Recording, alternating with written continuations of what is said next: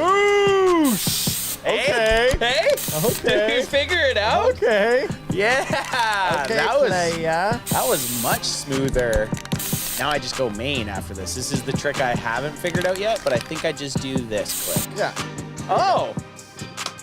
Very nice. Sorry, Moose Boy. We don't need you back. BW1, I'm kidding. Come back. We miss you. We miss you, BW1. Come back. Adam, where are you? I've been texting you all week and you haven't answered me. All week and you haven't answered me. You better have a big old moose. Adam better come back wearing a moose hide. And a big moose between his legs. A big old, yeah, it's like, he's like, yeah, I severed its wiener. It's like, dude, that's really weird. But, hey, welcome to the Wednesday night main event. Coming up here, post week 3. Coming up to week 4, dude. Week 4 already. The trend. Goodness. We always said week 4, okay, let me ask you right now. Week 4 or week 5, is that when trends set? Like if the Cowboys get, and I know we're jumping ahead here quite quickly, but that's how my brain works. If the Cowboys get 40 put on them, or are we just saying they suck and their defense is terrible? Oh yeah, like I'm ready to commit to that right now, but I'm sticking to week 4. Now I'm just nervous because I want to be. I'm like leaning towards week 5 just to buy another day, and I think they play in week 5. They play the Jets, so I'm like that should be a bounce back game, but I hate that I'm already thinking about that. Okay, let me be sincere here. There's lots of problems on the Dallas Cowboys side of the ball. Defensive side of the ball, I should say. And obviously the injuries on the offensive side of the ball, but those should clear up. We do have some cavalry coming back potentially in Deron Bland, in Kalen Carson, and in the rookie Savon Revel Jr. So those 3 cornerbacks are going to start filtering back into the lineup over the next couple of weeks. Cowboys need to hang on enough. This is a pivotal game. We needed the win against the Bears like we were talking about. It's gone. It's done. She in the wind. We move past Gone with the wind, like my piss on the side of the highway. Gone with the wind. This Packers game is crucial because the Jets and Panthers, let's say we steal a victory there on both those games. And I'm going to start using that terminology. It has to be. Now. Every win is a steal. Every win has to be There's no such thing as an easy win. We've proven that. There's no easy win this year. No. This is uncharted territory for CanFan. This is uncharted territory. But that would put us at 3-3. 3-3 with I like it. Dance with me. I'm liking what you're speaking.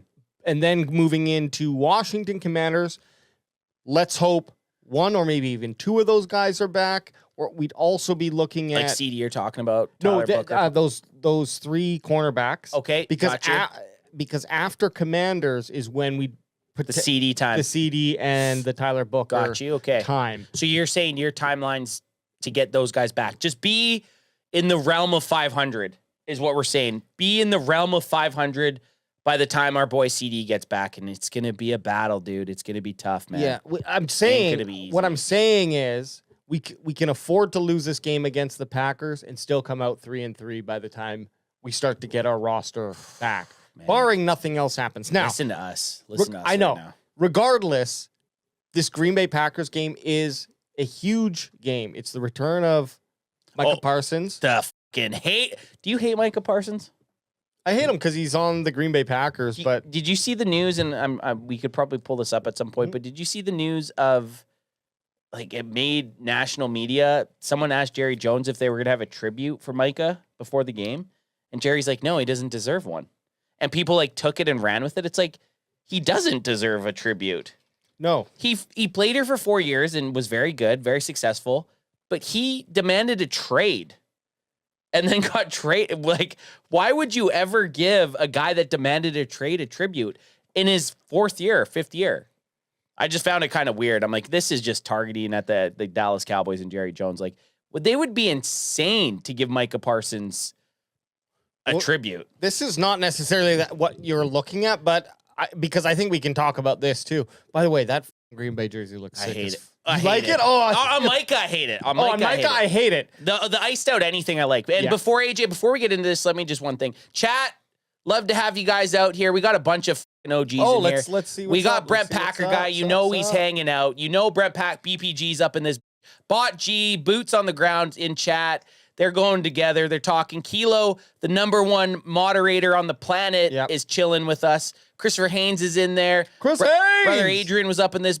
Like, we got a bunch of OGs up in the chat today. I just wanted to give a shout out because it's Packer week and it's going to be fun. But appreciate chat. We're going to be doing this damn thing for the next hour and a bit.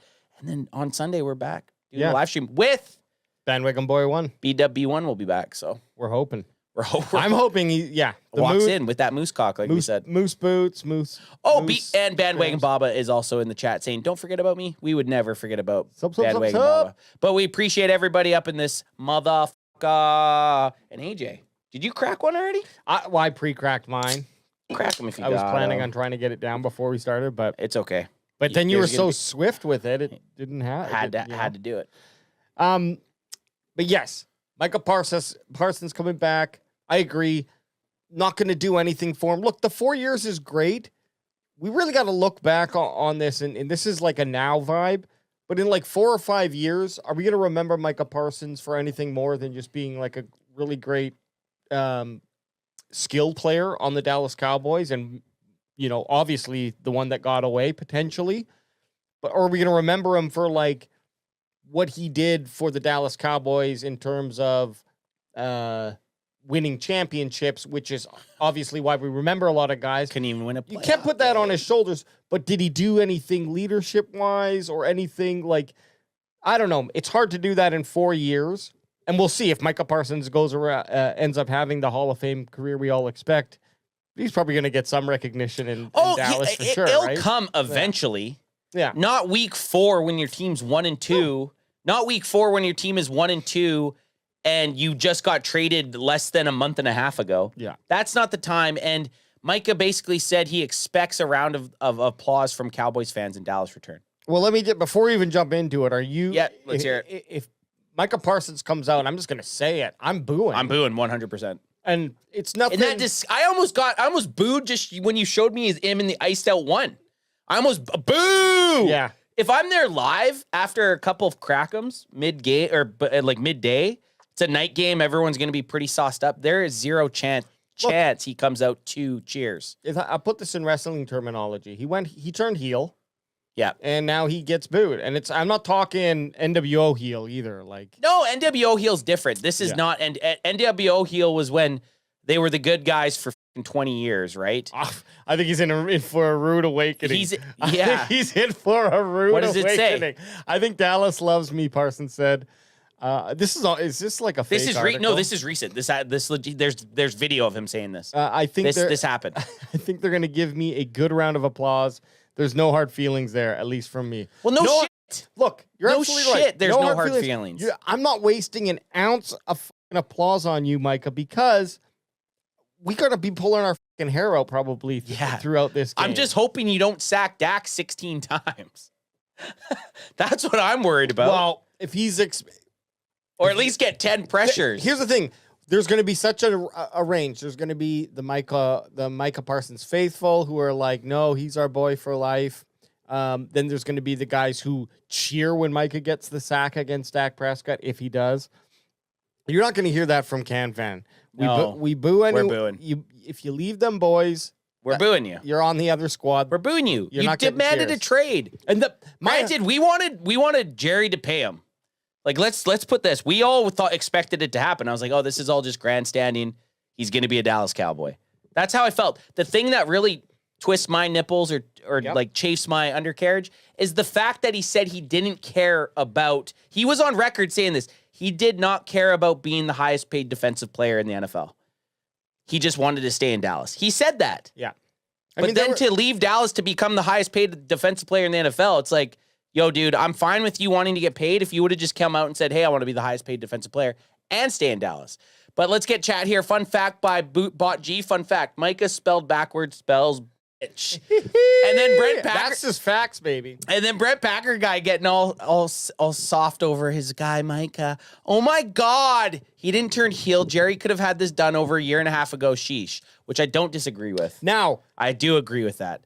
But Brent Packer guy, a year ago, you would have been calling Micah overrated. So let's calm your tits over there also. I did hear a great take that I'm buying into now. Okay, let's hear it. From a team management perspective, who do you always hear saying you need to sign players early? It's the fucking the ex-players are always saying it. Well, and you should, though. I mean, We preached that. I said after Micah had over 12 sacks in his third year, the Cowboys should have signed him. They shouldn't even let it go into the fourth year. The Cowboys fucked it up. They did fuck it up. maybe, but look, the point of view was just that there are obviously times where it makes sense, but you can't just be doing that for every single player. No, you can't. Because it's not, you got to have some space. Now, I'm not saying that how the Cowboys have ran their contracts is irrelevant. Like, I'm not comparing. I'm just saying there are times where it makes sense. I think when you saw that that third year of production from Micah Parsons, yeah, you probably try to move on that as soon as you can. If you could have got the Myles Garrett $40 million a year, yeah, and made at that time Micah the highest paid, yeah. Oh no, 100%. That was the move. And again, we're this is the game where it's like at the you boil it all down, and it still would have been $40 million out of the Dallas Cowboys. Very, very tight cap. Again, you put the blame on the decision makers for putting the Cowboys in that position, right? Yeah. The Dak Prescott contract is probably, I always try to argue that it's going to pay out. Yeah, sure. The last 2 years of his contract, you're eating shit for like too many years. It's a very bad contract. In theory, it wasn't bad to pay a guy more, like to give him the highest paid and contract, then they just have it. but then it tapers down, and tapered by out. year 3, you're starting to look good. Yeah. It's not the case with how the Dallas Cowboys ended up doing with Dak, unfortunately. Either here or near though, right? Micah's a Green Bay Packer. It sucks as Cowboys fans, and we're gonna spit that copium all year. We have to. We're gonna cope with it as much as we can. Unfortunately, and this is I feel like week 4 against the Packers is the crescendo of the trade for right now. It might get after this game, we might be able to get a little bit away from it as the season goes, but it feels like it's all been building up to this moment a little bit because you had the trade happen, you had start of the season, the NFL season where everyone's all hyped up, and now it's like, the Browns fucked us up over actually. Oh yeah. The Browns fucked us over last week by winning. Why is that? Because now the Packers, they're bounce back mode. Yeah. Like you just lost to the Cleveland Browns, dude. They'll be in bounce back there at home too. No, they're at AT&T. They're at AT&T. So at least we got that. Yeah, well, it's not good. The Packers are known to just own the Cowboys at AT&T, but it's coming to a head here, week 4, and I'm excited for it. Regardless of the outcome, I'll be excited prior to the game, and I am excited to see what Micah can do. The Packers, I was listening to a podcast earlier today. They have one of the best pressure defenses in the NFL. I think there's 4 players that have over 15 pressures already in 3 weeks. Which is wild. No, look, they're a damn good team. I just erased the PFF. There we go. Okay, well, you're looking for it. Chase Green's asking, do you guys think Dallas can run the ball on Sunday? I do think they can, as long as they can stay in the game. As soon as you lose that lead or you get blown out, obviously they'll go away from the run. You can't have your running back let the ball get taken over. Brent Packer guy is saying Green Bay stuffs the run really well. Asked Detroit, Washington, and Cleveland. So the guy watches more Green Bay Packer games than me, but I hope they can run the ball is what I'm saying. And then Fresno saying, what was the whole story? Jerry talked to Parsons and deal. Well, that's hearsay, which none of us will actually know the truth. This is the kind of gossip, drink some tea, roundabout way of telling you what happened. Or direct way, I should say, is Jerry Jones went and discussed with Micah Parsons the numbers and probably, put some very big numbers in front of Micah Parsons, who said, yeah, okay, that sounds great, agreed to it in Jerry Jones's eyes, then obviously went back and talked to his agent, and his agent was like, what the f***? Are you dumb? You're paying me to do these discussions. Yeah, why are you even talking to him?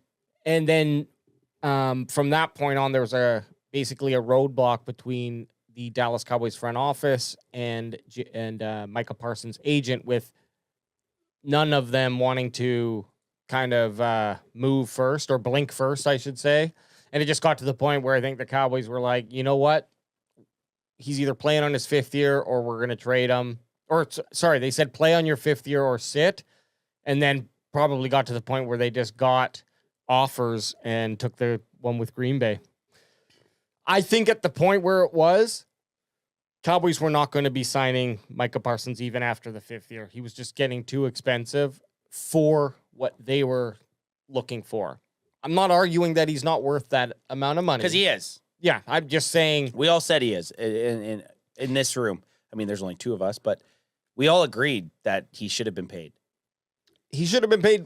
But imagine, okay, let me flip the coin. Imagine Micah Parsons on this team, and you're still having Deron Bland and Trevon Diggs and Malik Hooker and whoever other Bojo there is. Yeah. All they have to do is throw a ball deep, and if it's over a 40-yard pass, it's a touchdown. I know that. No, and this is the point I wanted to bring up too. I think it was you, or maybe you had read it somewhere or something like that. Just pretend it was my point. Yeah, it was your point. But yeah, like, do we believe that Micah Parsons being on this team would have won the Dallas Cowboys those games? And I think, like, it's pretty obvious. To say. Probably not. Here's the only thing.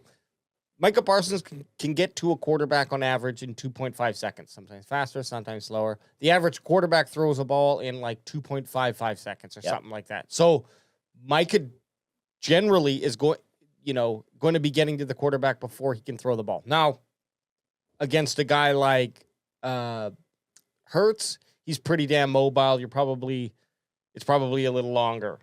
Like the quarterbacks that we played outside of Russell Wilson, I don't know that it would have made a major difference because those guys are mobile quarterbacks. Russell Wilson looked like he was standing in sand, but we won that game. Yeah. So, like, I don't know. If Micah Parsons was on this team, would we be 3-0? I don't know. I think we'd still be 1-2. More than likely. With how they played against the Bears. Their back end's just so bad. Yeah. The back end's so bad. And I mean, we could talk about this till we're blue in the face. It's irrelevant. It's going to be something that Cowboys fans and Packers fans and realistically NFL fans and historians talk about for the next 5 to 20 years because you don't know how it's going to pan out. But today we got to move past it because we got other fish to fry on this episode because there's more at play this week than Micah Parsons versus Jerry Jones or Micah Parsons versus the Dallas Cowboys. We got to take on the rest of the team too. We still got to beat our offense still needs to cook our defense, our defense has been the biggest problem.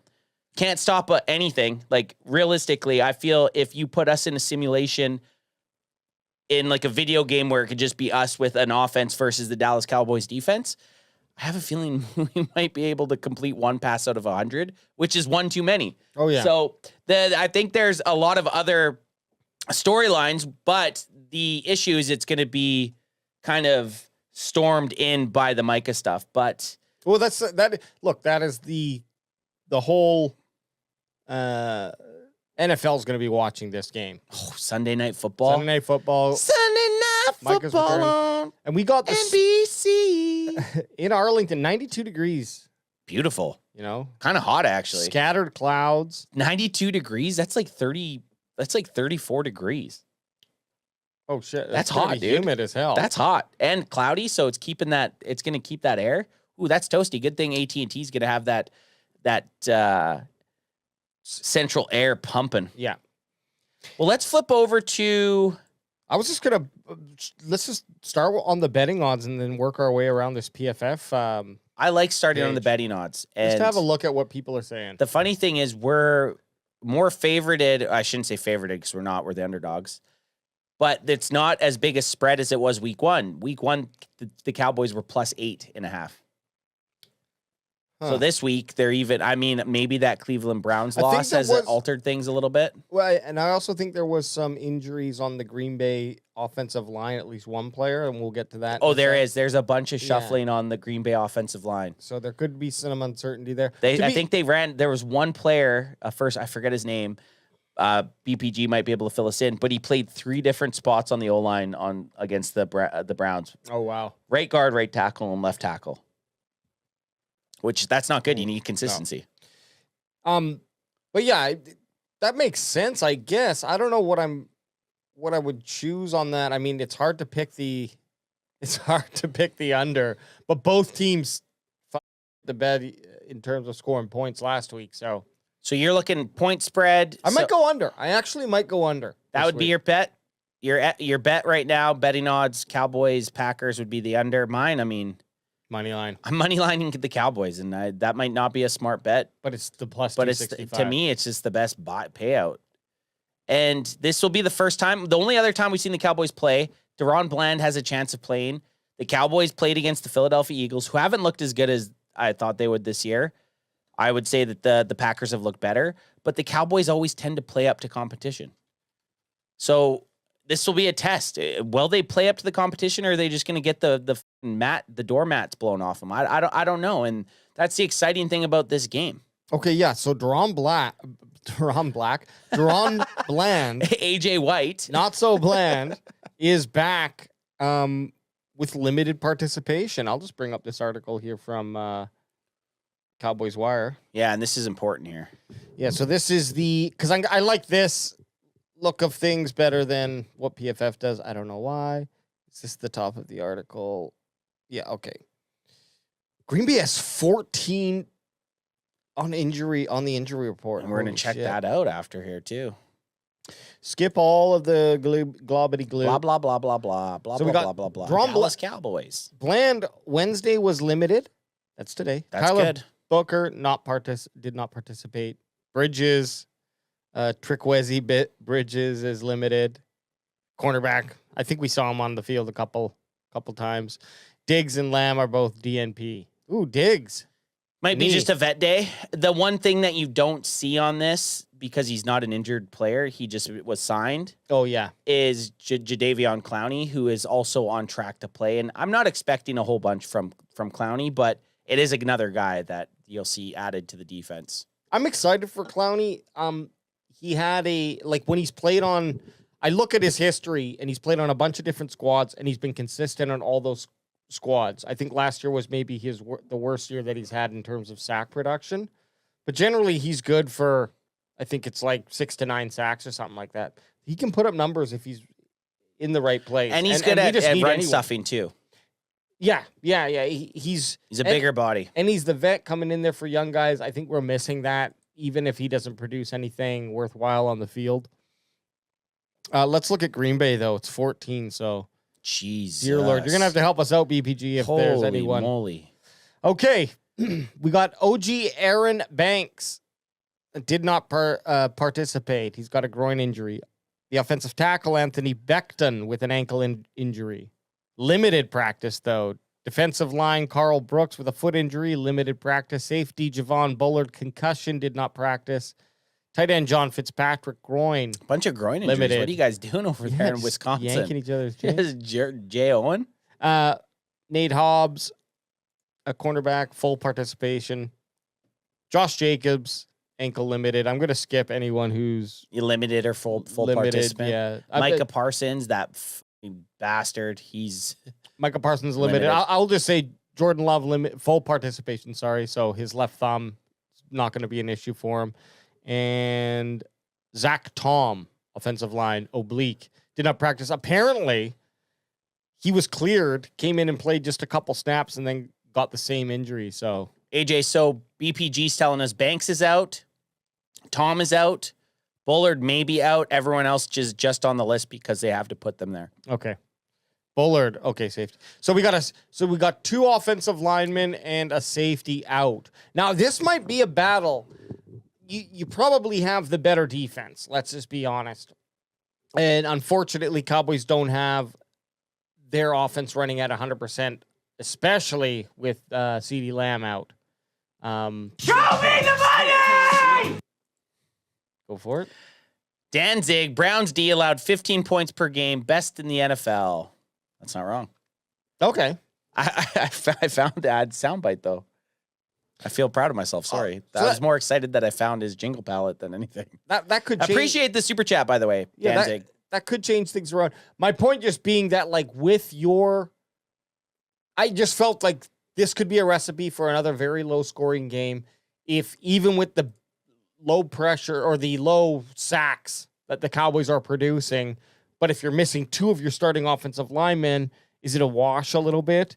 And maybe we're able to get to Jordan Love a little bit sooner. And then you flip that around. The Cowboys lose CeeDee Lamb. Are we going to have everyone knowing their role and how Dak Prescott's going to go through his reads, right? Like, we're moving. It's a big chance for George Pickens to have a big game, but it could also be something that takes another game to get him to that point where he's like firing at that number one wide receiver level. So I don't know. I wouldn't be surprised if this is like a 10-14 game again. Well, so the with like BPG saying, I told you guys Browns defense is legit good, and I'll give them some backing on that.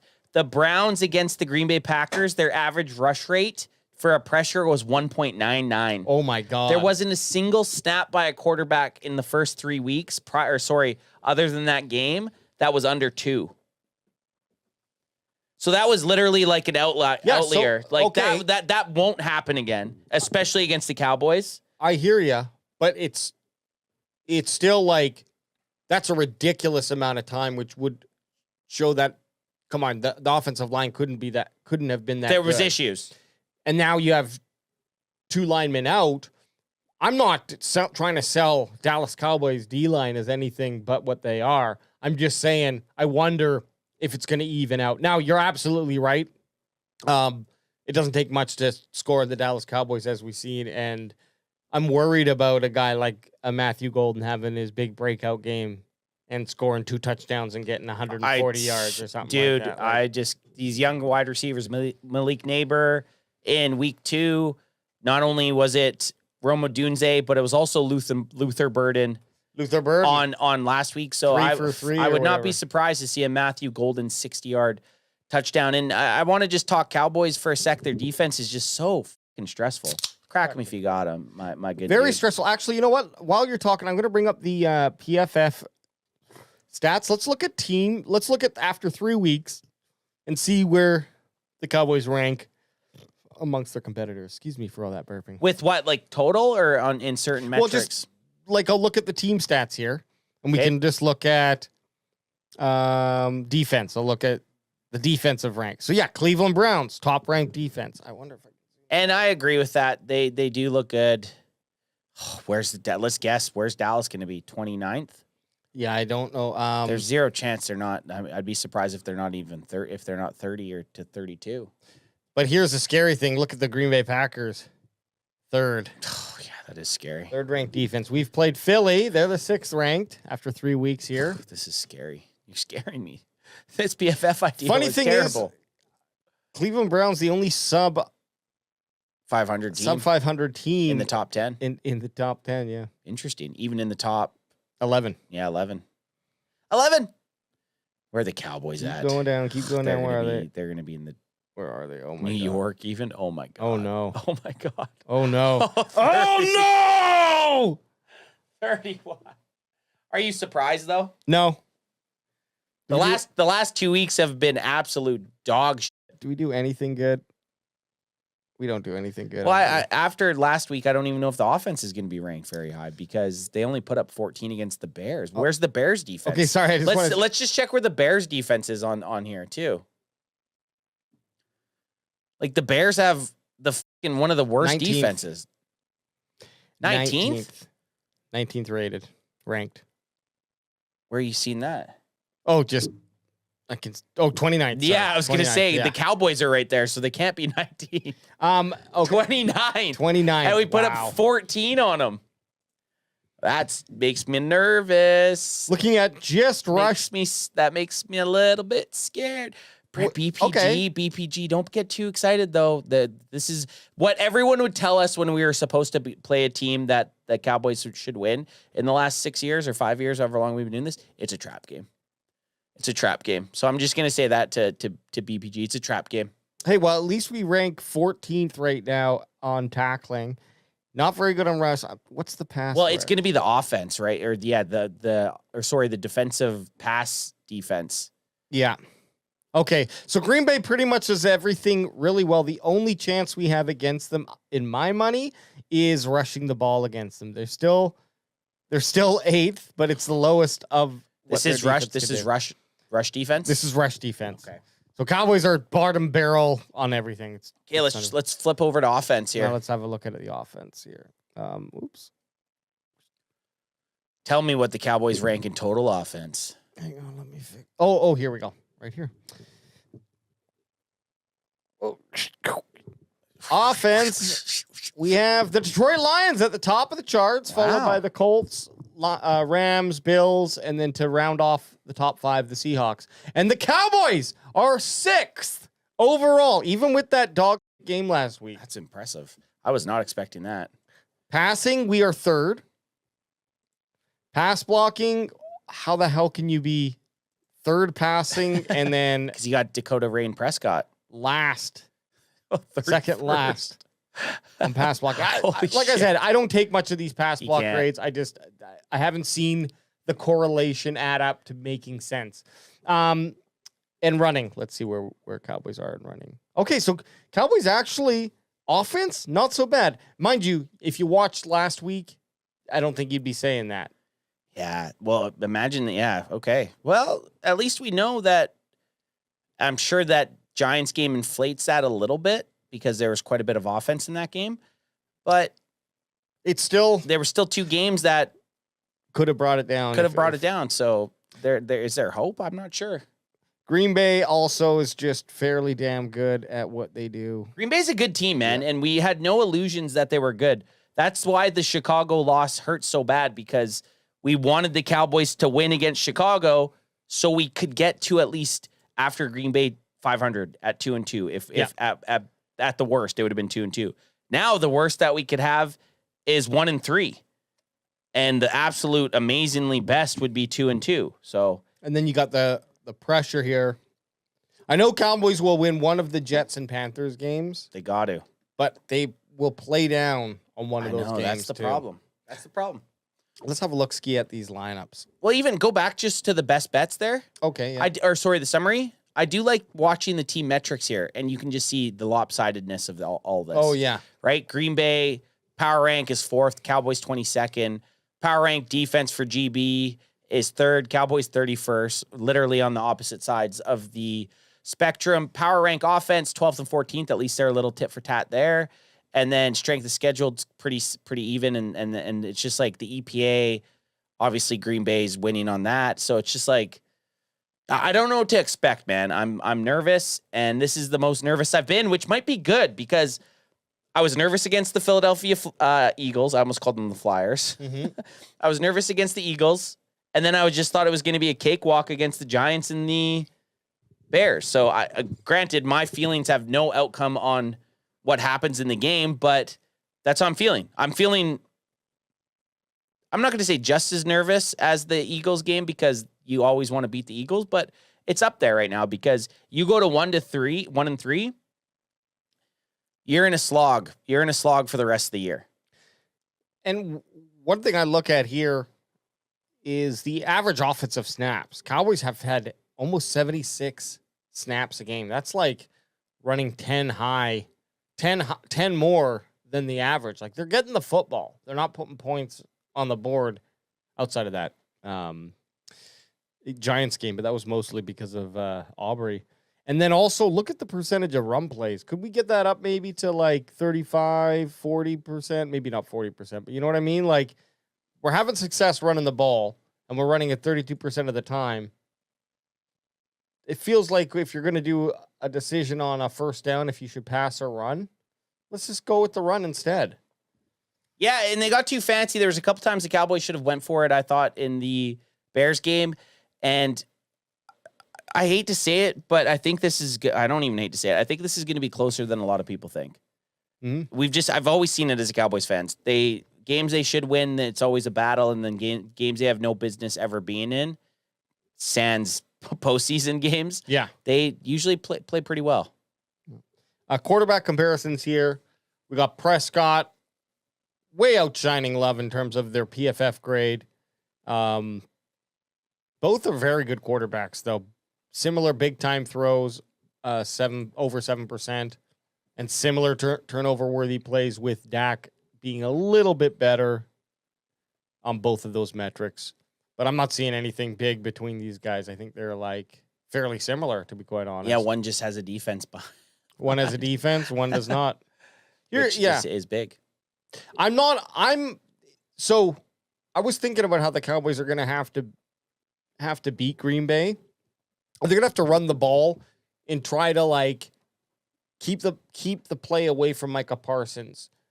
We want him to get flustered and to not feel like he's contributing to the game, just for a personal victory for the Dallas Cowboys. You can't let him get a sack. Try not to let him in get the a first sack. quarter. Exactly.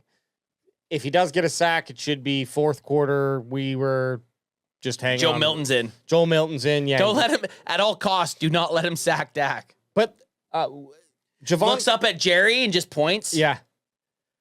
I got him, motherfucker. I hate his children. I hate his But children. Javonte Williams, he runs the ball very well up the middle, and that's exactly where you want to go. And I think we were talking about it. Turpin's probably going to be out on the field a lot more. Let's just get slant city. Quick passes, keep the ball moving as quickly as we can in that first half. Cowboys don't have a problem controlling the ball or getting offensive snaps and obviously moving the ball. It's just, again, not getting down to a place where we can score a touchdown and relying too heavily on that kick, which, okay, it's very nice for us to have, especially if you can't get down and score. But just eat up as much clock as you can because we're going to need to do it. The name of the game, in my opinion, is keep the football away from Micah Parsons and don't let him feel like he's in a football game. Yeah. Because he's scary as shit. And BPG brought it up, and I hate to keep commenting on BPG, but he's a resident Packer fan. He's here all the time, Oh, and yeah. he's got the most. This is our 1 week a year That he can where shine. where it really matters what we're saying. Yeah, and what he's saying is it's not just Parsons. Gary leads the league in sacks right now with 4.5, and then Van Ness, who's another one of their jokers, I'm going to call him a joker, has been an absolute beast too. He's one of the other guys that has had 15 pressures. So there is other guys on the defensive line that can get through, and the Cowboys have injuries in themselves. Like we talked about the Packers having 2 offensive linemen out. Well, the Cowboys are matching that. The Cowboys are missing the first overall pick at 12 for them this year, and Tyler Booker out, and then Cooper Beebe's also out. So you're going to see Brock Hoffman and TJ Bass in there trying to hold it down. So Oh, yeah. What? I was just throwing out to you. Sorry. So Read what Brent Packer guy Okay, says, where? Right here? says right there. yeah. AJ, no, that's what the Packers want you to do. They pass rush and sit on those short routes. Dare you to throw deep, and throwing deep is hard with that pass rush. But counter. I'm just saying, Counter. I don't care who else is on the team or what else you do well. The Cowboys are very limited with what they can do with no CeeDee Lamb. I don't have a great confidence that we've got a true number 2 out there. Like Turpin's, I really like Turpin. Without CD, so you got Pickens Without as your CeeDee, 1. yeah. Who's in now, this game. Who's now would be the 2. So the moral victory is going in. I know it sounds petty. It's like, do not let Micah Parsons get any sacks. I don't mind if any of those other guys have sacks. Or dude. get an interception. You're just saying, hey, get the ball out. And they might be blocking those routes for sure. The Cowboys are not going to have the time to drop back and for Dak to throw the ball, which we and for know things to get open. So, and this might just be like first drives or second drive or third drive. Like getting the game so that you're feeling more comfortable in it, because that's the Cowboys have this problem where they'll get off to the slow start and never feel comfortable.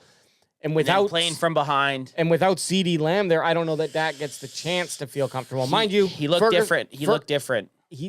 Ferguson at least Had 13 catches last week. he's there for a security blanket. Needs But to break a tackle. my point is not that I think Micah Parsons is the only one on the team. I think for just the Cowboys' moral victory, first quarter, kind of come out there and feel good so we don't feel like we lost the game already after 15 minutes. Don't let him sack the quarterback. Get the ball moving quickly and put points on the board. If the very first pass over 35 yards is completed for a touchdown Against the Cowboys. this week, Oh, God. I might jump through the wall. Honestly, if Jordan Love drops back, throws a ball, and I just want to see it contested. If I see a guy running, if I see Reed or Golden, whoever they have running deep, catch a ball and take it untouched for over 35 yards, I might not even jump through a wall. I might jump off that coffee here. I don't think the camera's on over there. Here, we'll do this one here. Yeah. That coffee table over in the darkness, I might jump off that and through the TV that I'm watching. That might happen. You're going to have to get some... I'll need some air. I need some speed, like snort some speed to do it, and luckily I'm bringing some. There's two things. There's multiple things happening in this game. Obviously, correct me if you got them. There's the Dallas Cowboys season, and with a loss, it puts them in a very precarious position. I don't even know if that's the right word. Yeah, but it's not good. And but then there's also just the moral battle against Micah Parsons, and it's because he's so elite. It's not because he's just who was it? Lawrence went and played for Seattle. I didn't give a shit when we played him. Yeah. He was on the Cowboys for 10 years. He just wasn't an elite player, at least at the time when he moved on. We haven't played him yet. No, we didn't play him. Not yet. This is his first year at Seattle. Okay, well, let's just say. But I know what you mean. When we do play Seattle, it's like, yo, D-Law, he used to play for the Cowboys. I'll give you a better example. Randy Gregory, because we did play him when he played for San Francisco. He moved on from the Cowboys. He was like a high draft pick. Moved on to San Francisco. Hated rival. But it was like, who gives a f***? It's Randy Gregory. Sure. Yes.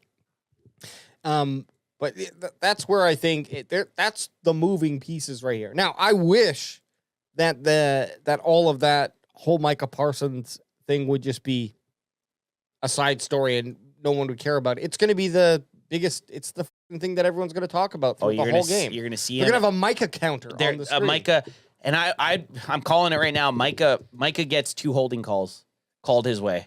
Now, we couldn't suck a dick to get a holding call for him when he played for the Cowboys. I'm telling you right now, there's going to be 2 calls in favors for Micah holding. Well, he's already gotten 3 this year. I don't think he got 3 in 3 seasons. So, watch. I'm telling you to fucking watch for it.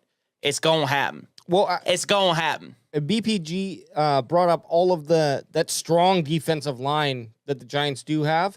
Again, it's a big task for the Cowboys. But we are getting real thin now because Tyler Guyton is going to be going up against Micah Parsons. And then, unfortunately, like Tyler Smith, he's been in the game. I don't really feel like he's a dog. And Steele, say what you will about him. He's got years under his belt. And the other 2 guys have been backups perennially, basically. So I don't know that they're going to feel nerves. Or going to get shook. I think that they're pretty comfortable in the position. So it's really Guyton that's going to be an interesting watch in this game. Well, and the Packers, like the Cowboys did with Micah, they're going to run him inside, so he's going to get matchups. They try to get matchups with him on passing downs on the inside, which Micah was always very good at going against guards and centers. So you're going to see TJ Bass getting some time with him, Brock Hoffman getting some time with him. But I think this is a good segue, AJ, into going into each of our keys to victory. Mm-hmm. 1 offense, 1 defense. We'll do snake draft. Snake draft's just you to me, me to you. But we're gonna call it what it is. We'll have to add BW1s when he's in stewed. Pre-game? Sunday, pregame. But hour before kickoff, Sunday Night Football. Waiting all day for Sunday night. But what's a key to victory on the offensive side of the ball? I know you talked a little bit about it, and we dove in a little bit about it. But give me something. It's the same thing, but to kind of summarize what I'm getting at is move the ball away from Micah Parsons and obviously try to score. It's simple. Football's simple. It's you got to do simple things. It's creating those simple things or executing those simple things that's tricky. Yeah. And look, the good point. I'm kind of unsure of how the Cowboys are going to treat the offense right now, because I'd like to see more running, but then some half of me is like, well, maybe the run game is good because of it's utilized when it's a little bit of a surprise, and maybe that's a good thing. But can we afford that now when we don't have, a top 3 wide receiver on the team anymore? And it really say what you will about George Pickett and how good he is, and he might be very good, but he's not even on the same tier. He volleyballed an interception last week. Yeah, it's gonna be a very. He was a great 2. He was a compliment to CD. Let me say this: it's gonna be every pass is gonna be my balls are gonna be tightening, and when we run the ball, I'm gonna feel relaxed. Yeah, same. So that's where my head is right now. I'd just like to see a much more heavier run game. Now, if that doesn't get off the ground, talk to me at halftime. Well, you just literally kind of gave me a handoff to my key to the win. And not even key to the win, just key to get the offensive role in. And it's for our guy, Javonte Williams. Yeah. I mean, watching him get the ball stolen away from after the big run was kind of gut-wrenching. But he was the best Dallas Cowboys offensive player last week against the Bears. And I think if the Cowboys want any type of chance to win this game, they're going to have to use Javonte Williams. And I think Javonte Williams is going to have to go over 100 yards and have a touchdown, if not 2 touchdowns.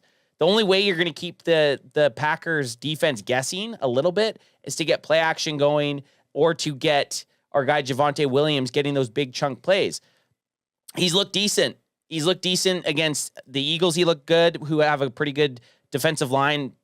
Granted, they were missing their best player. But for the Cowboys offense to get cooking without CeeDee Lamb, you're going to need, I'm going to say, 115 yards from Javonte Williams. And 20 carries. Give the guy 20 carries. Yep.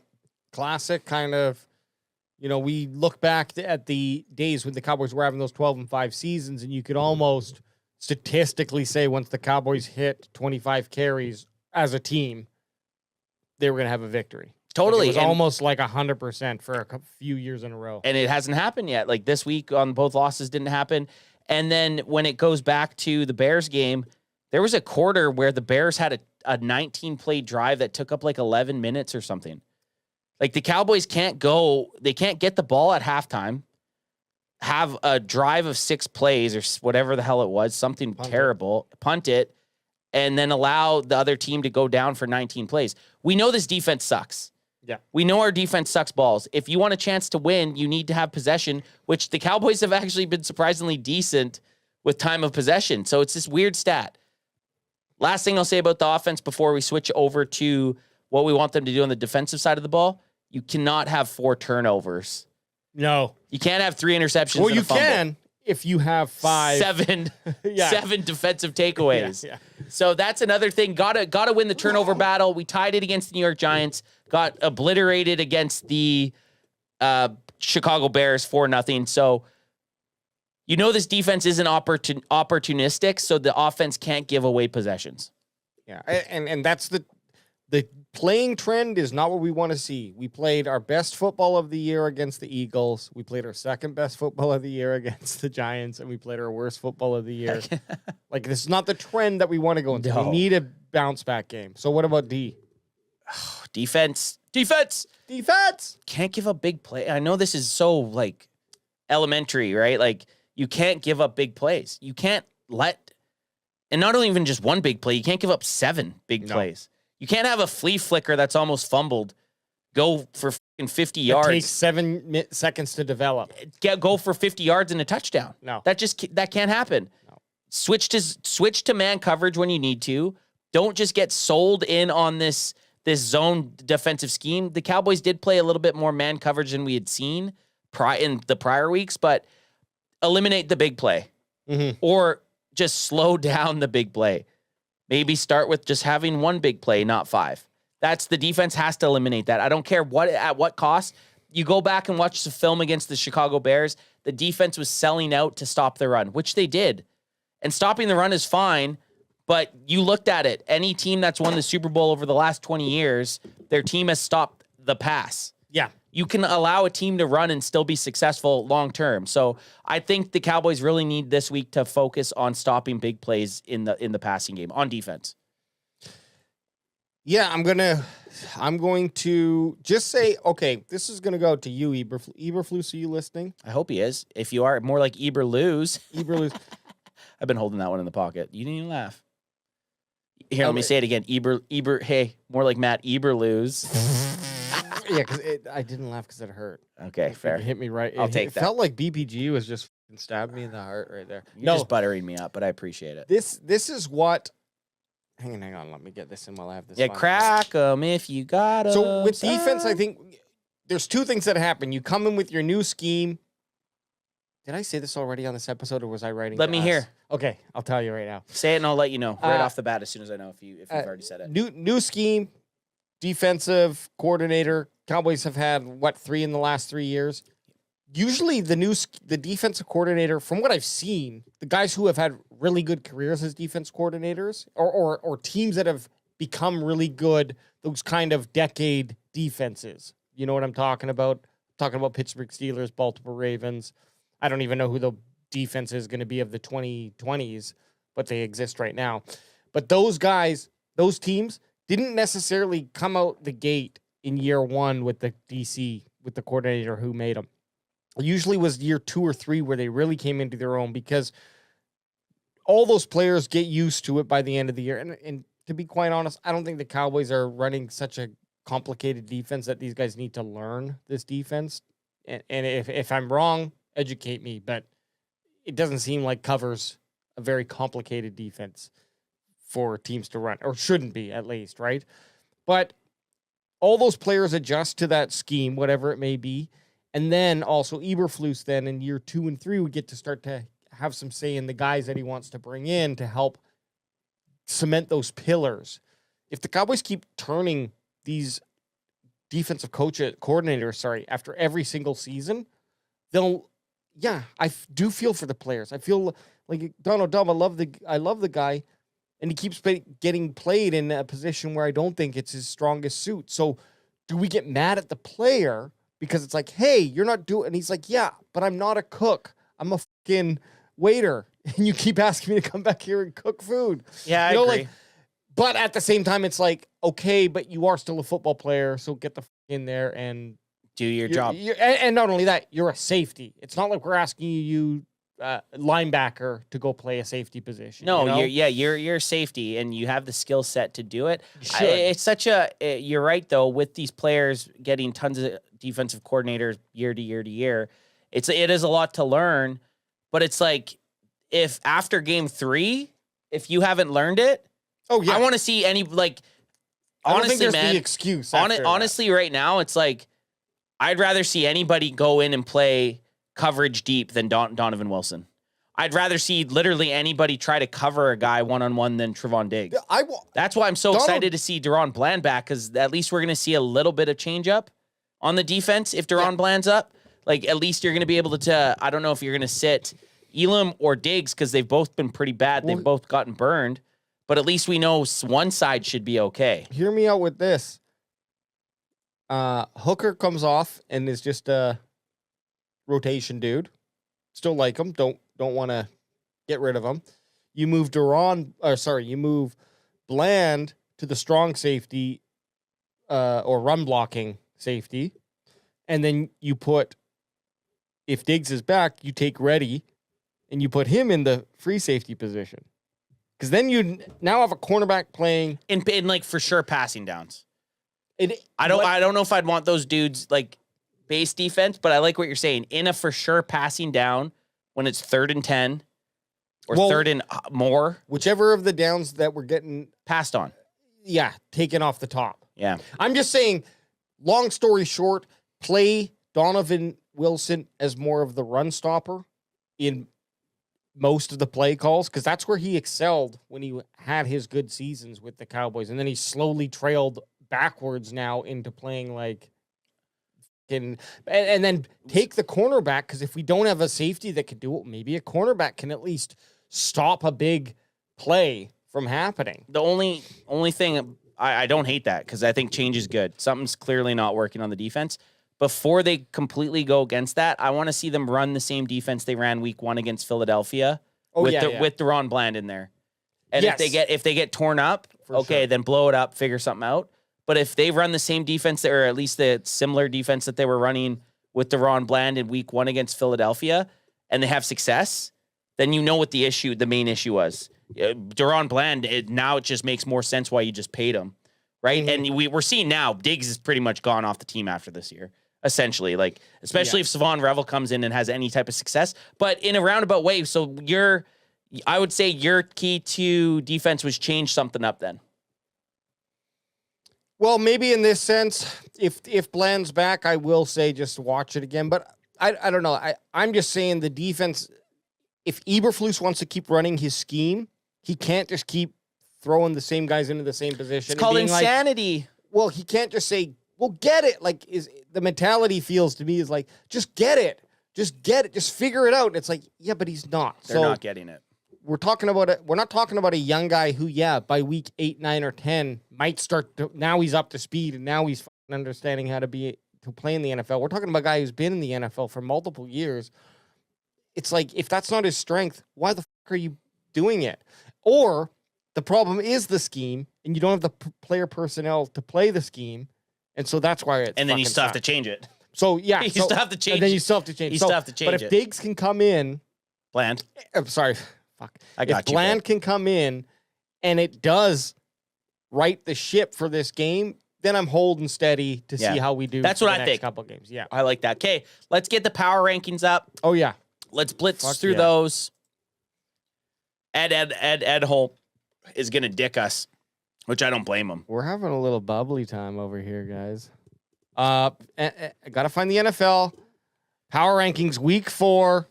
Lions, Chargers, Bears. Oh, my. Lions, Chargers hit top 5. Ravens, Packers slide. Wow, he's giving us a lot here. Let me get this before we jump into it. Even so fast you can't even talk about it. Lucky person, out there somewhere is going to win a silver cloud. What a lucky person. Okay, so we have to guess for the cow. Oh, yeah. Written by Eric Edholm. Cuckholm, lead draft writer and wizard. Hates the Cowboys. And I mean, I hate the Cowboys after last week also, but they were ranked 21 last week. Actually, the last 2 weeks, the Cowboys were ranked 21. Where do you think they're flirting with right now? I'm trying to think of who else bed that was down with us. I don't think we can sync.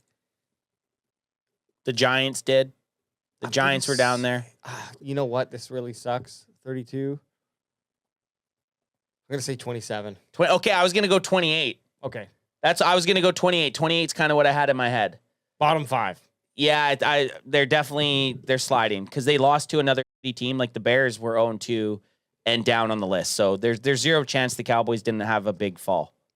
Yeah, and we know I'd be very surprised. And it wasn't even a close loss. Like they got the pants beat off them. Yeah. Pants beat off them? The loss, that's what I meant to say. The loss to the Eagles was worthy of moving up from where they were, in my opinion. And this loss was like, you guys done goofed. So we'll roll through if anything comes to mind, though. You know how we like to quip. Yeah. Quip and quirk. Well, who's won? Who's going to be one, you think? The Bills? The Bills got to be one, right? Eagles still unmoved. Philadelphia Eagles. Oh yeah, they came back. They were down like 19 points or something. Just get them off. Get them off my screen. I hate seeing it. Rams, how could you shit the bed so bad? The Bills. Okay, Bills. That's who I thought maybe number 1, but I guess the Eagles. And the Rams are good. Like the Eagles losing to the Rams or beating the Rams like that. The Rams are a good team. Rams are good. And Bills, you got to lose. I think if you're in first, like we've seen in the past, you got to kind of really lose out your number 1 ranking. Yeah. And even then, we saw with KC, it didn't happen. So Bills took a while. Unchanged at number 2. Lions move up 3 spots. Looked good against the Ravens, man. Dan Campbell had a couple gutsy calls. They beat the Ravens Monday, or the Ravens. Was it Monday night they played or Sunday night? I don't know. It's all blurred. I think it was Monday night. It was Monday. And Monday Night Football, Detroit Lions 2-1, looking a lot better than week 1 when they got their asses kicked by the Packers. The Chargers at 3-0, up 5 spots. The Los Angeles Chargers. Yeah, Herbert's here to play, man. Herbert's here to play, and when he's on, he's on. And Omarion Hampton might just be the best rookie running back. But it's going to be a nice battle between him and fucking Jonte. Ashton. But did you see what happened to force Omarion Hampton to more carries? Najee Harris, season-ending Achilles injury. Yep. So you're going to see a heavy dose of Omarion Hampton, who we liked Omarion Hampton. We were even talking about drafting him at 12. So it's interesting to see how he ends up doing. Tampa Bay, number 5. Wow. Not 3-0. 3-0. I like Tampa. Great. I like. We say it every week. Baker Mayfield. I like watching Baker Mayfield play. He looks like a good guy. 2, which they deserve it. They deserve 6. They would have been higher if they beat the Browns last week. I'd say they're probably 4th. Well, they were 4th. Yeah, so they probably. I don't think they moved. I think they would have stayed if they won. Because you wouldn't have knocked out any of those top 3 teams. No, well, but- maybe they would go to 3rd and Lions would go to 4th instead of 3rd, maybe. perhaps. Yeah, because the Packers would have had the win over the Yeah. Lions. Yeah, that would have made sense. Okay. Baltimore down 4-7. You lose Monday Night Football, the whole world's watching you. Hey, same record as us. You lose, get the fucking 1-2. bitches. The Ravens 1-2. They were also 1-2 at week 3 last year and ended up making the AFC Championship game. So Just wait. they got the power to kind of get back. They got a lot of good players on offense, a lot of good players on defense. It's a 17 week. It's an 18-week season. No, 17 weeks? 18, 18 but they weeks. play 17 games. I would feel a little bit more glass half full if I had the Ravens roster than the Cowboys roster. Oh, for sure. Fucking Henry and Lamar Jackson, just those 2 guys. The Washington Commanders. Come on, me Commanders. 8th unchanged. 2-1 team. Yeah, and they laid a whooping. Colts move up 3-9. Daniel Jones fucking Jones and the Indianapolis Colts are 3-0. Yeah. And I'm going to say the saying that everybody thinks is stupid now. Nobody had that on their bingo card. Well, here's the funny thing. How many quarterbacks have the Giants gone through in the last 2 seasons? And then Daniel Jones walks over to the Colts. And has played very well. Colts have a great team. Don't get me wrong. But the fact that he comes out there and is like, oh, I can lead a team to victory if you just give me a fucking chance. It's like getting And dumped. now you're going to start. Now the Giants want to bring out Jackson Dart and sacrifice him to the football gods. Go for it. The Indianapolis Colts have given Daniel Jones a glow up. And they're 3-0 and they're just up to 9. Like there's still people Ed Cuckholm is still questioning this validity of the 3-0 start. Over the 1-2 Ravens. Right? Yeah. That's what I mean. Like they're back multiple spots from the 1-2 Ravens. So it's like, come on, man, show us your biasy. Okay, Los Angeles dropping down, which I think Los Angeles could be a little bit higher. They were, a blocked return field goal at the end of regulation to being 3-0. Yeah, and then against the top 1 team. So I don't know. I feel like they could have sat or dropped maybe 1 or 2, but we can't decide. Still top 10, so maybe that's what he's saying. Yeah, that could be it. But yeah, I don't know. That seems like A big fall. A pretty big fall. And it's the Super Bowl champs. Rank 11 Kansas City Chiefs. They suck. I don't even like watching them. They beat the boring Giants. ass They team. beat the Giants. They're 1-2. They look like shit. I don't know. Get them off my screen. San Fran 49ers. 3-0 surprisingly. Yeah. They lost Nick Bosa for the season. Torn ACL. Yeah, that's out a for big season. loss. Big Massive loss. Guy that I enjoyed watching playing football because he is a beast. But Not the to- Niners 3-0. and big loss regardless. It's common for Nick Bosa to miss a lot of games. ACL though. Oof, I know. Well, that's greasy. and so Like, early in the season. Yeah, you're done.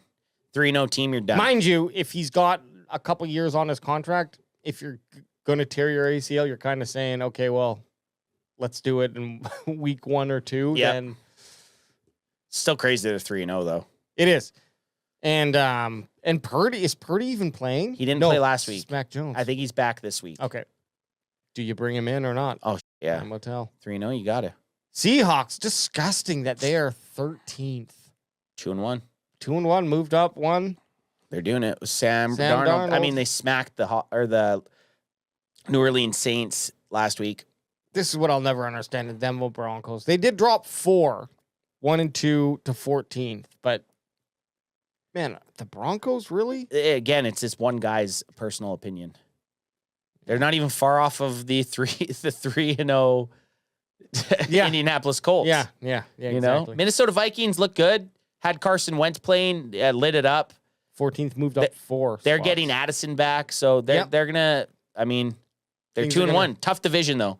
That NFC North is a tough division.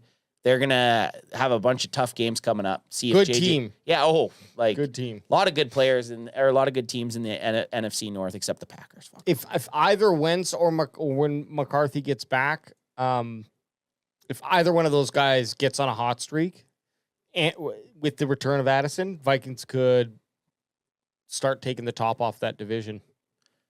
If they keep winning. Got to keep winning. Steelers 2-1. I haven't watched much of the Steelers neither. game. I don't really got much to say about them. They're playing in Ireland though against the Vikings this Sunday. So you got That'd be 6 fun. in West Coast of Canada, and I guess the West Coast of the United States also. You're gonna get a 6:30 a.m. game this week, which I love. I love just. I might waking get up, watch that game, and then go for a quick hour nap or so. Dude, I'll nap. I'll turn it on. Watch the first. See how things go. Yeah, I'll just actively be watching. If it's exciting, you'll stay on. I'll just probably fall asleep. Oh, this will happen. I'll wake up because I'm usually up for work around 5:30, like during the week. So on the weekend, kind of same thing. And I'll be laying there and I'll be like, oh yeah, there's a football game on. I'll throw it on, and then naturally like fall asleep probably by like 6:30, 6:45 for another 45 minutes. Wake up and be like, oh shit, I need to see if any of these guys are on my fantasy team that scored. I think the NFL might be missing out on just having one. I guess it would be Just every week? Well, yeah, one. What time would it be? An 8 a.m. game For where? just in the NFL, like on Sunday. No, it'd have to be at 6:30. The latest you could or do on is East, 9. on the East though. Oh, so it'd be 9:30. Oh, but then 9:30. Yeah, it'd be 9:30 because you'd have 9:30, then you'd have one. Sounds good to me. You'd have 9:30, 1, 4:25, and then the night game, which is like 8. And it would just have to be one game. But for us, like the West Coast is the best slate of football, especially this week. 6:30 a.m., 10 a.m., 1:25, and then 5 p.m. Yeah, that's the best slate. Imagine we had to do a screech shot at fucking 11:40 p.m. Especially with some of these games. I'd have to book every Monday off. Oh yeah. Or people could be like, well, you just don't have to drink. Well, that's probably not happening If you're ahead of on a game night. So Jags are ranked 17, moved up 6. 2-1, man. Wow. They're doing it. Liam Cohen, Duval. Cardinals, no movement, staying at ranked. They look like shit. They lost their lead 18. back, James Conner, to some sort of ankle injury. Had him in a couple fantasy leagues. Oh, that's mine. Oh, which is fine. We're getting close here. Yeah, we're getting close here. So, yeah, ranked 18 Cardinals, ranked 19 Bears, up 3 with that victory over that them shellacking, boys. that mollywhopping. That mollywhopping. Bengals, 20th, down 4, and they're just going to keep dropping. Yeah, they're going to be unfortunately. They're going to be on a free fall, I think. I don't know that the Bengals even know how to play football right now. Their offense. If I was Jamar Chase, I'd be like, dude, just throw me or T. Higgins the ball every play. Yeah. That's your only way. Just throw us at way, like, every time. Dude, who cares? Who cares if it doesn't get caught? Panthers, surprisingly, move up 8 spots. Had a good game. 21. That's insane. Had a good game, but it seems like a big... They're where the Cowboys were. So what we can assume, if they moved up 8, then the rest of these teams are all dog. Yeah, and I feel like Carolina and Dallas might have just swapped. It could be 21 and 29. That might have just been the swap. But this is where we can see maybe Cowboys start showing up. Yeah, Falcons dog down shit. 7. Yeah, they've looked rough, man. Down 7 at 22, 1-2 team. Next, Houston Texans. 0-3. I hate to say I love it, but I do. I just never was sold on the Texans, and everybody was I think there's people out there that picked them as their Super Bowl pick this year. Real quick, Gardner Johnson might do a hop, skip, and a jump. I would be interested in that. Come on over, baby. Safety released by the Texans. Just put him. He can't be worse than what we've put on the field. You can try him out for a game or two and then cut him. Yeah, he can't be any worse. What are we doing here? He can't be any worse. That's all I'm saying. There's no way. He can't be worse. There we go. Cowboys 24. Okay, wow. This might be the nicest rank. Are you surprised a little bit? I'm surprised a little bit. I am until I saw the Texans at 23. Well, the +8, I was like, okay.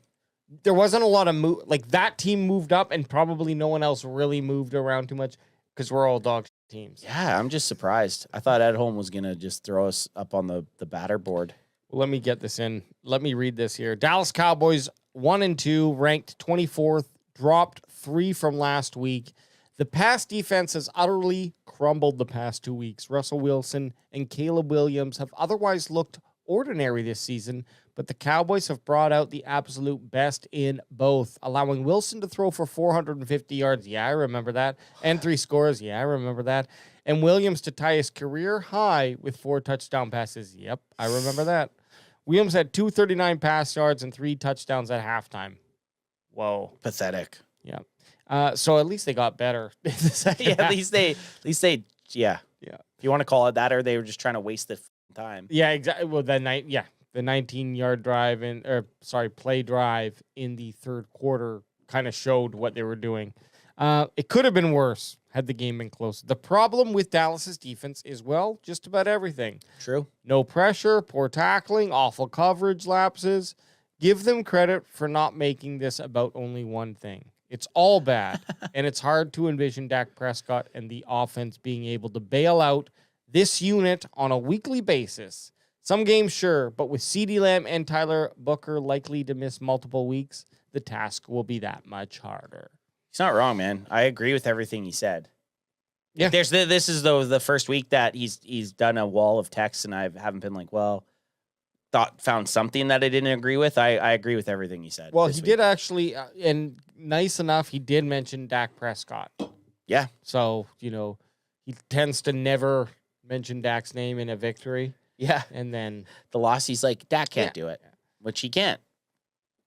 Okay, AJ, we got to get quickly we got to quickly do our boldies and our score predictions. Well, it'll be quick because there's just the two of us. Okay, so do you want to? I'm going score prediction because it just came through. It came to my head here. I'm going 28. I'm going 28-25 Dallas Cowboys. Hang on. Do I like that they don't get a single field goal? No, but I'm just 28-25 Dallas Cowboys. Okay. It came to me in division. 28-25 Dallas Cowboys football team. 25. Sorry, 28-21. No, do that. Do 28-25. 20-25 Yeah. Cowboys. Yeah. So how do they get 25? They would have to get, I don't know. It looks like they're going to have to do some crazy shit. I'm trying to think here. 21 would get them. They're going to have 3 touchdowns, one with a 2-point conversion and a field goal. Okay. I think that's the only way you can get to 25. They're going to try to, they're going to want to get to within just a field goal. And then we win. Cowboys will have 28. They'll have 14. Yeah. They'll score. It'll get close. Yes. I like that. Thank you for working that through with me. I'm going to do something funky too. I'm going to go 20 Cowboys. So 2 touchdowns, 2 field goals. And I'm going 19 because I'm going with the 2-point conversion with you. Okay. And then they kick the field goal, So but we they don't have enough. Cowboys Packers getting a 2-point conversion. Almost, we have to we're both seeing it in our vision. Yeah. Is there anywhere? So I'm 2019 Cowboys, an odd score, and you're 28-25 Cowboys, an odd score. Is there any place on planet Earth that the Packers don't score more? Like, it's a race to 30 in my brain. Is there no way that they don't score 30 points on this defense? Deron Bland's back, and this could. Here's the thing: I can't go higher because I don't know that the Cow. Like, if I want to stay consistent and true to how we do these score predictions, I can't go higher than 28. I think is asking a lot, but it can be done because 3 touchdowns can happen. Well, I'm going to give you on my boldy. Well, you got the snake draft, so you get the boldy first. I get the boldy. Okay, so my boldy. Oh, lordy. Bold prediction for this game versus the Green Bay Packers is, first of all, I don't think Dak's going to get, this is just a side point. I don't think Dak's going to get sacked once. I think he's going to, from Micah Parsons. I think he's going to avoid Micah Parsons' sack. I don't think so. But, man, what do I want to see here tonight? I think Pickens gets his first 100-yard game. Okay. Now, that might not be bold. We're going to add on 7 receptions, 10 over 100 yards, and a touchdown for George Pickens. 7. Now, if I said that for CeeDee Lamb, you'd be like, whoa, that's not bold. But I think this is bold. 7 for 110 yards and 1 touchdown. I think we have to go with that as being bold right now. Yeah. I think you have to. My boldy, because we were saying you don't know if the Cowboys could score 28. Yeah. Well, they're getting a little help on defense this week with a little guy named Deron Bland. And my boy Deron Bland's coming back with some fierce competition. Pick 6 Deron Bland, baby. Let's get it. Fucking A. Pick 6 Deron Bland. Cowboys have been terrible. And a couple years ago, Deron Bland pick 6 wasn't very bold. It's bold. He hasn't had to pick 6 since that season. And coming off an injury. injury. That's my guy, Deron Bland. Now, Coming back with vengeance. we will get your guys' bolds and scores Pre-game. pre-game. Also, if it's here, don't worry about it. It'll be saved. If you get the score prediction correct, you're going to go ahead and get yourself some some swag. Fan swag. Yeah, but let's not forget, Micah Parsons left the Dallas Cowboys. He went out there. He told Jerry Jones, I don't want to be here. Trade me off this team. Micah, not only did you hurt me as a fan, you hurt me as a person. And this Dallas Cowboys team with Dak Prescott, Jerry Jones at the helm at AT&T Stadium, where the Dallas Cowboys have had a giant issue with the Green Bay Packers, they're going to grab the Packers this week by their cheesy balls. They're going to bite those balls off and say, listen to us, cheeseheads. We're not going to take your shit anymore. Everyone in America thinks we're garbage. Good thing all of America's watching us this week. Look us in our eyes, and we're going to tell you guys to go fuck yourselves! We'll be back on Sunday night at 7:15 PST, Pacific Standard Time. 1 hour before the game. Yeah. What time's the game on Sunday? Oh, no, sorry. 4:15. 4:15. I was EST. Yeah. 4:15.